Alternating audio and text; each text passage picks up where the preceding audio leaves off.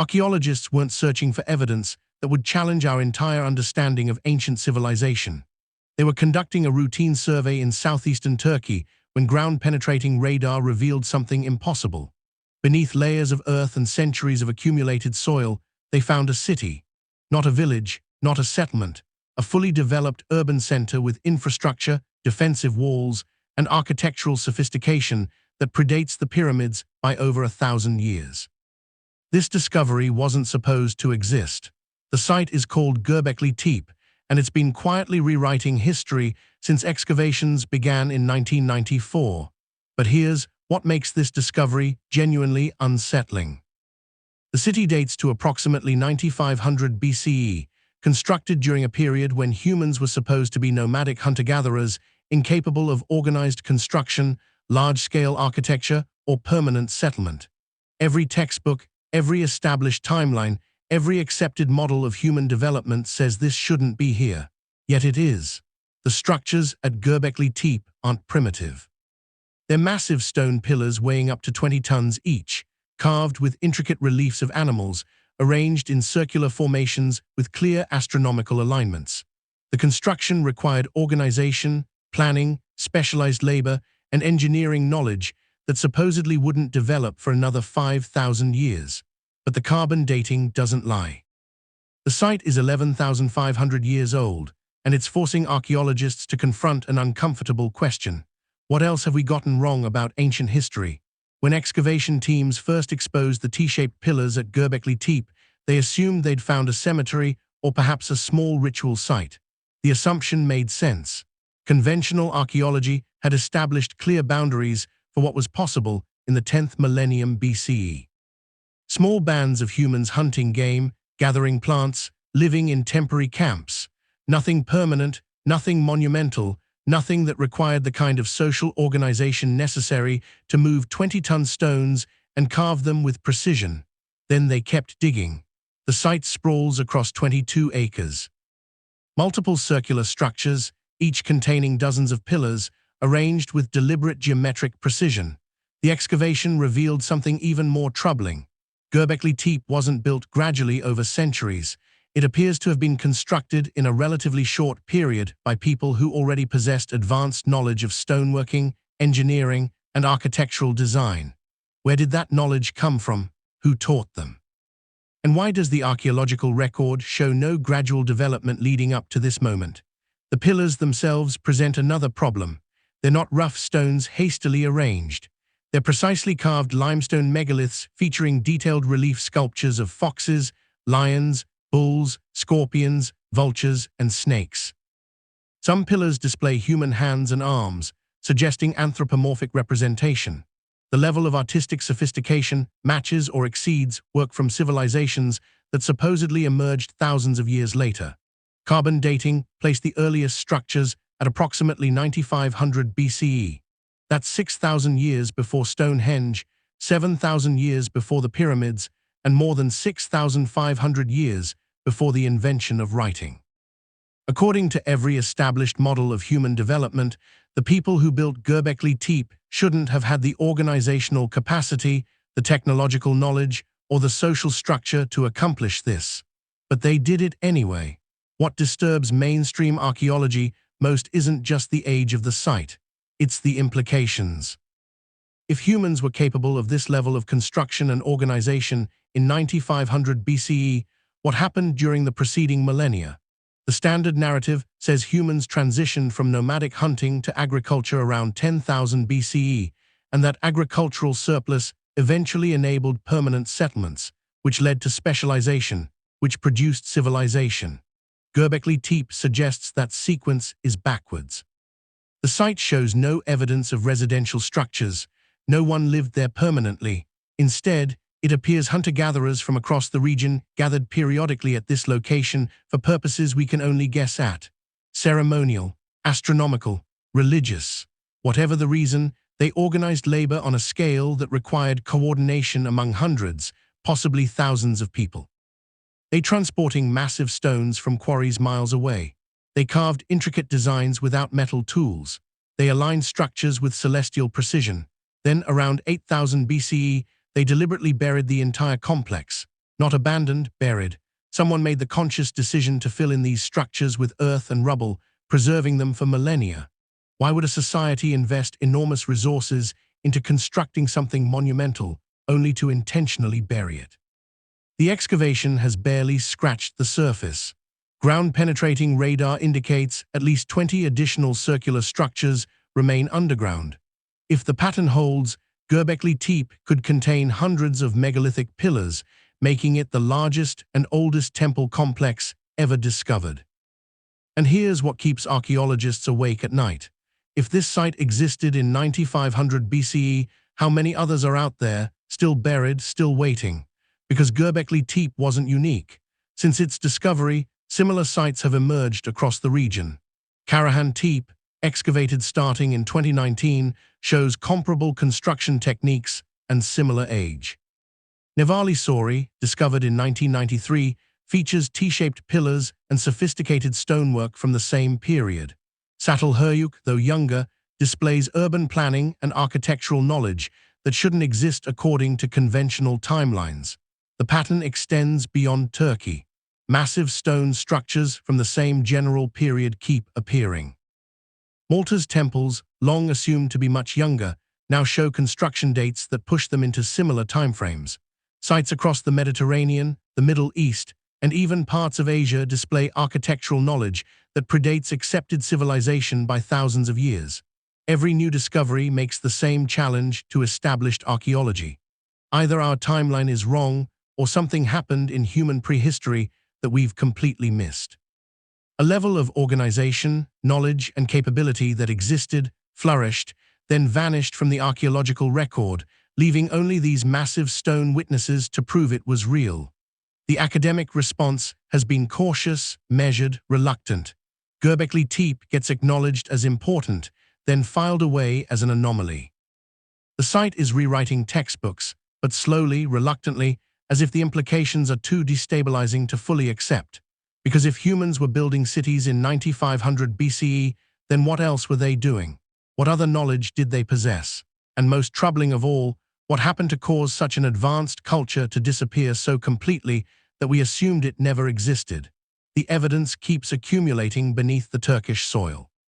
Each excavation season reveals more structures, more carvings, more proof that something remarkable happened here at the dawn of recorded history. Something we weren't supposed to find. The carvings tell a story archaeology refuses to read. Walk through the exposed sections of Göbekli Tepe, and you're confronted with images that don't belong in 9500 BCE. Foxes, lions, bulls, scorpions, snakes, all rendered with anatomical precision by people who supposedly lacked written language, lacked metal tools, lacked everything we associate with advanced artistic capability. But these aren't crude stick figures. These are sophisticated relief carvings demonstrating knowledge of perspective, proportion, and symbolic representation. The T-shaped pillars themselves present another problem.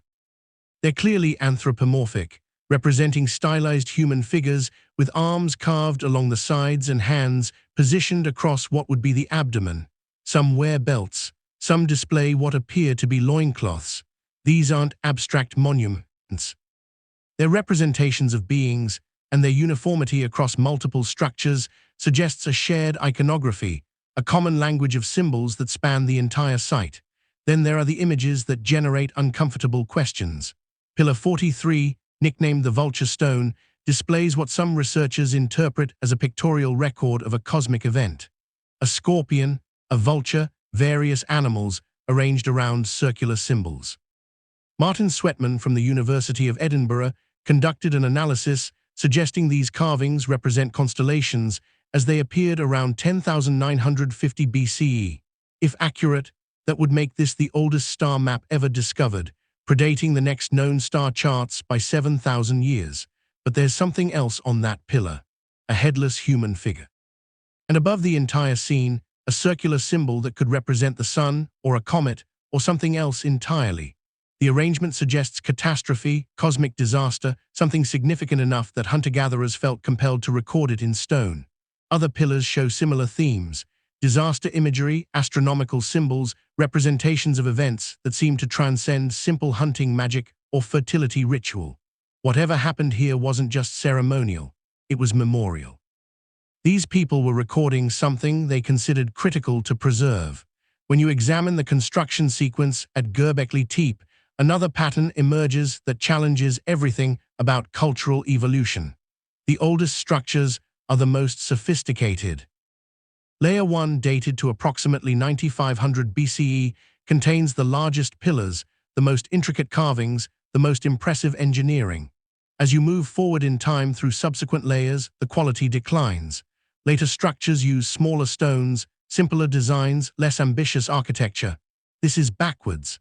Civilizations are supposed to improve over time, developing better techniques, more refined aesthetics, greater engineering capability.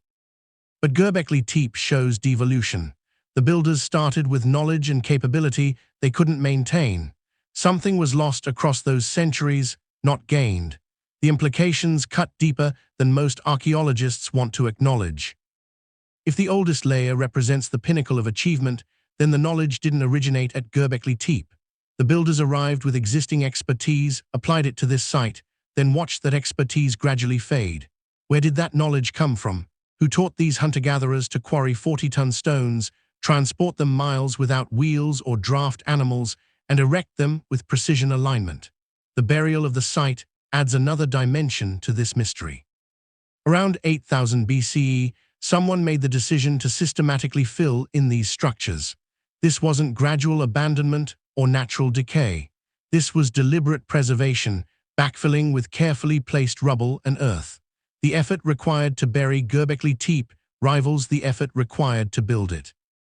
Why preserve it this way? The obvious answer is that whoever buried these structures wanted them found again someday. They were creating a time capsule, protecting knowledge for a distant future when someone might be capable of understanding what was being preserved. But that interpretation requires accepting that these builders possessed foresight, planning, and cultural sophistication we don't associate with Neolithic hunter-gatherers. The alternative explanation is even more unsettling. Perhaps they were burying evidence, hiding something they no longer wanted visible, something they feared or no longer understood themselves. Perhaps the knowledge that created Göbekli Tepe became dangerous or forbidden, and burial was the only way to remove it from use while keeping it intact.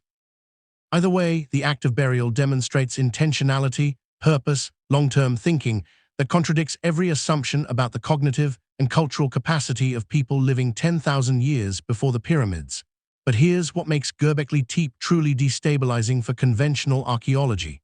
It's not deteriorating remnants of a lost civilization. It's a snapshot of that civilization at its peak, deliberately frozen in time. We're not looking at ruins. We're looking at a preserved record of capability that existed fully formed, then vanished. And if one site preserves this level of sophistication, how many others remain buried across landscapes we've never properly examined? How much evidence lies beneath modern cities, agricultural fields, or landscapes transformed beyond recognition by 11,000 years of geological and human activity? The Middle East isn't the only region producing uncomfortable discoveries. In 1995, Japanese researchers identified what appeared to be a massive underwater structure off the coast of Yonaguni. Stepped pyramids, carved channels, geometric platforms, all resting 75 feet below the surface. Conventional geology dated the last time that area was above water to approximately 10,000 years ago. The Japanese government studied it, documented it, then quietly stopped discussing whether it might be artificial. South America presents similar puzzles. Humapunku in Bolivia features megalithic stones cut with precision that challenges explanation even with modern tools. The joints between stones achieve tolerances measured in fractions of millimeters. The drilling shows characteristics that suggest advanced machinery, not copper chisels and stone hammers. Official dating places construction around 536 CE, but that date comes from pottery found near the site, not from the megaliths themselves. When you map these sites globally, when you notice the similarities in construction techniques despite vast geographical separation, when you observe that many show signs of extreme age followed by later occupation by cultures that clearly didn't build the original structures, a possibility emerges that academic archaeology has spent decades trying to suppress. What if there was a predecessor civilization? What if the global flood myths aren't mythology at all, but fragmented cultural memory of an actual catastrophic event that destroyed coastal civilizations we no longer remember existed? More than 200 cultures across every inhabited continent preserve remarkably similar stories.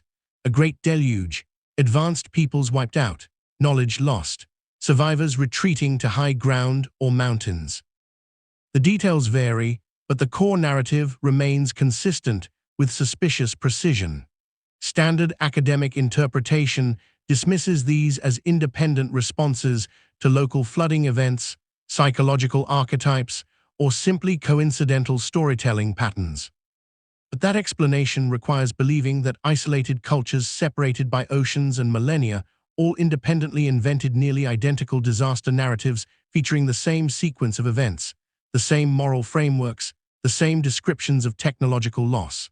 At the end of the last ice age, approximately 11,600 years ago, global sea levels rose dramatically, not gradually over millennia, but in catastrophic pulses as massive ice sheets collapsed. Some estimates suggest sea levels jumped over 400 feet in relatively short geological timeframes. Entire continental shelves vanished underwater. Coastlines where humans would naturally settle, where resources concentrated, where civilizations would logically develop, all disappeared beneath hundreds of feet of ocean. We've explored less than 5% of the ocean floor in any detail. The vast majority remains unmapped at resolutions that would reveal architectural structures. If a maritime civilization existed during the Ice Age, if they built cities on coastlines that are now submerged, we wouldn't know. We haven't looked. And the few times underwater archaeology has produced anomalies, the discoveries get categorized as natural formations unless the evidence becomes absolutely undeniable. The Bimini Road off the Bahamas. Geometric stone formations that appear carefully placed, aligned with precision that natural geology struggles to explain. Discovered in 1968, immediately controversial, still officially classified as beach rock despite multiple studies suggesting artificial placement. The structures off the coast of Cuba detected by sonar in 2001. Geometric patterns at depths of 2,000 feet showing what appeared to be urban layout with pyramidal structures. The discovery generated brief media attention, then vanished from discussion. No follow-up expeditions, no detailed studies published, just silence. India's Gulf of Cambay. Side-scan sonar revealed massive geometric structures submerged in waters that were dry land 9,000 years ago. Artifacts recovered from the site showed signs of human modification. The discovery threatened to push Indian civilization back thousands of years earlier than accepted chronology. The findings were quietly disputed, then forgotten. Each time underwater archaeology produces evidence of possible pre-flood civilization, the same pattern emerges. Initial excitement, preliminary investigation, then institutional resistance. The evidence gets explained away, defunded, or simply ignored until public attention moves elsewhere. Because accepting any of these sites as artificial means accepting that sophisticated construction existed during periods when humans were supposedly living in caves and hunting mammoths. But let's return to land, to evidence that can't be dismissed as underwater shadows and sonar ambiguity. The Sphinx in Egypt presents a problem nobody wants to address directly. Standard Egyptology dates it to approximately 2500 BCE, built during the reign of Kafur. But geological analysis of the weathering patterns tells a different story. The erosion on the Sphinx enclosure shows characteristics of water weathering, sustained precipitation over long periods. Egypt hasn't experienced that kind of rainfall since before 5000 BCE, possibly as far back as 10,000 BCE. When geologist Robert Schoch presented this evidence in the 1990s, the archaeological establishment didn't refute his geological analysis. They simply dismissed it because it contradicted the accepted timeline. The weathering is real. The rainfall patterns are documented. But accepting this evidence means accepting that the Sphinx predates Egyptian civilization by thousands of years, which means someone else built it, someone we have no historical record of. The same pattern appears at Göbekli Tepe sister sites now being excavated across Turkey. Karahan Tepe, recently uncovered, shows similar massive stone construction, similar artistic sophistication, similar evidence of advanced planning. And the more sites they find, the clearer it becomes that Göbekli Tepe wasn't an isolated anomaly. It was part of a network, a culture, a civilization that operated across vast territories with shared knowledge and capabilities. Gunung Padang in Indonesia presents perhaps the most direct challenge to accepted chronology. This megalithic site, long dismissed as a natural hill, has been shown through ground-penetrating radar and core sampling to contain artificial structures extending deep underground. The deeper layers show increasingly sophisticated construction. And carbon dating of organic material trapped in the deeper layers suggests construction phases extending back possibly 20,000 years. 20,000 years. That's 10,000 years before agriculture supposedly began. That's 15,000 years before writing supposedly developed. That's a timeline that demolishes every assumption about human cultural evolution. And predictably, the findings have been viciously contested by mainstream archaeology, not because the methodology is flawed, but because the implications are unacceptable. Here's what the evidence collectively suggests. Between roughly 15,000 and 10,000 BCE, a sophisticated culture existed that possessed advanced construction capabilities, astronomical knowledge, and global reach. This culture built in stone, understood precision engineering, and created structures designed to survive catastrophic events. Then something happened. The Younger Dryas impact hypothesis proposes that a comet or asteroid fragment struck the ice sheets covering North America around 10,800 BCE. The impact would have caused immediate devastation, massive flooding as ice sheets collapsed, and triggered a 1,200-year period of rapid climate change. Whether the cause was impact, volcanic activity, or some other catastrophe, the archaeological record shows clear discontinuity around this period. Megafauna extinctions, sudden climate shifts, widespread evidence of fire and destruction. And in the aftermath, the survivors would have faced a transformed world where coastal civilizations had vanished, knowledge networks had collapsed, and the remaining populations had to rebuild from fragmented memory. The survivors of whatever destroyed that previous world weren't starting from zero. They carried fragments, stories that became myths, technical knowledge that became ritual, astronomical alignments that became religious ceremony, and perhaps most importantly, they carried the drive to preserve what remained, to encode it in stone, to build monuments that could survive the next catastrophe. This explains why ancient cultures worldwide share obsessions with similar concepts. Flood myths appear in Mesopotamia, India, China, Australia, and the Americas, not borrowed, independent traditions describing the same type of event. Massive flooding, destruction of previous worlds, survival of small groups who restart civilization. These aren't metaphors, they're transmitted memory. The obsession with astronomy makes sense too.